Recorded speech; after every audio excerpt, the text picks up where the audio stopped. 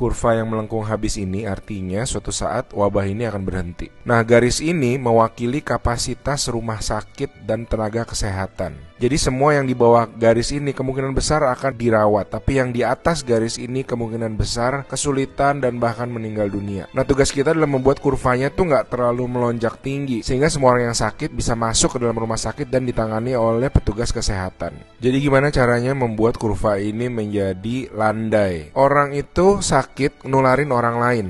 Nah, orang yang sudah sembuh, tubuhnya jadi punya imunitas, sehingga kemungkinan dia tertular lagi itu kecil atau hampir nggak ada. Sehingga caranya sebuah wabah apapun itu dari zaman dulu berhenti adalah ketika cukup banyak orang kena virusnya, lalu menjadi imun sehingga virusnya nggak bisa punya orang untuk ditularin lagi. Nah, kenapa selama ini kita perlu banget namanya social distancing atau ngejauhin diri? Animasi ini bagus banget. Ini contoh kalau semua orang bergerak bebas seperti biasa, nggak ada pikiran, semua tetap pergi konser, pergi jalan-jalan. Ini akan terjadi. Satu orang akan menularkan semua orang berbarengan, dan itu yang berbahaya. Seperti tadi kita ngelihat kurvanya ya. Pada akhirnya akan lewat dan pada akhirnya semua orang akan sembuh. Tapi karena kurvanya tinggi, banyak orang akan mati dalam prosesnya. Nah, yang terjadi di Cina dengan adanya lockdown, ditutup, membuat orang tidak sakit sekaligus berbarengan. Jadi kurvanya lebih landai kalau kalian lihat, sehingga memberi waktu untuk orang-orang menjadi sembuh dan akhirnya bisa melandaikan kurva. Nah, sekarang kita lihat kalau kita lakukan namanya social distancing, yaitu kalau nggak harus banget nggak usah pergi keluar, kalau nggak penting-penting banget nggak usah ketemu temen, nggak usah ada social function, semuanya ditunda dulu. Kita lihat apa yang terjadi.